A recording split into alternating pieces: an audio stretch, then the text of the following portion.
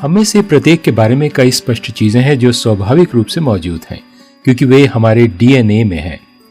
पीढ़ी पर पीढ़ी न बदलने वाला, लेकिन एक और चीज है जो हमें सौंपी गई है, जो शायद इतनी स्पष्ट नहीं है, अपराध की एक अटल भावना।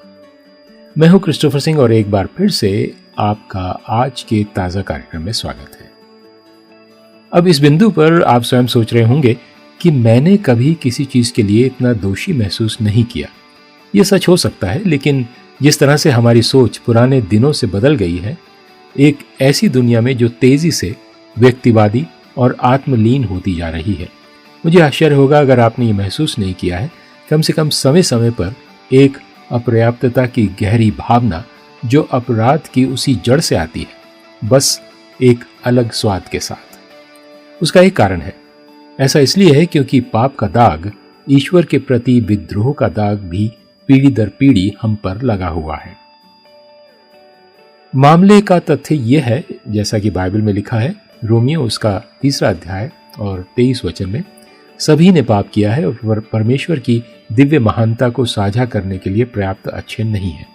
सभी ने पाप किया है और परमेश्वर की महिमा से रहित हैं। आप उससे दूर नहीं जा सकते, इसलिए अपराध बोध या अपर्याप्तता पूरी तरह से अटल प्रतीत होता है। हम सभी अपने पापों के कारण परमेश्वर की महिमा से वंचित हो गए हैं। परंतु इसके आगे लिखा है रोमियो 3:24 में, परंतु उसके अनुग्रह से उस छुटकारे के द्वारा जो मसीह यीशु में है, सेंतमेंत तुम धर्मी ठहराए जाते हो।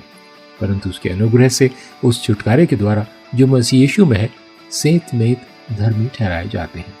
जब आप यीशु पर विश्वास करना चुनते हैं, तो खून से भरे क्रूस पर खरीदा गया परमेश्वर की कृपा का मुफ्त उपहार अपराध को धो देगा, क्योंकि यीशु ने आपके लिए जो कीमत चुकाई है वो आपको ईश्वर के सामने सही स्थिति प्रदान करती है।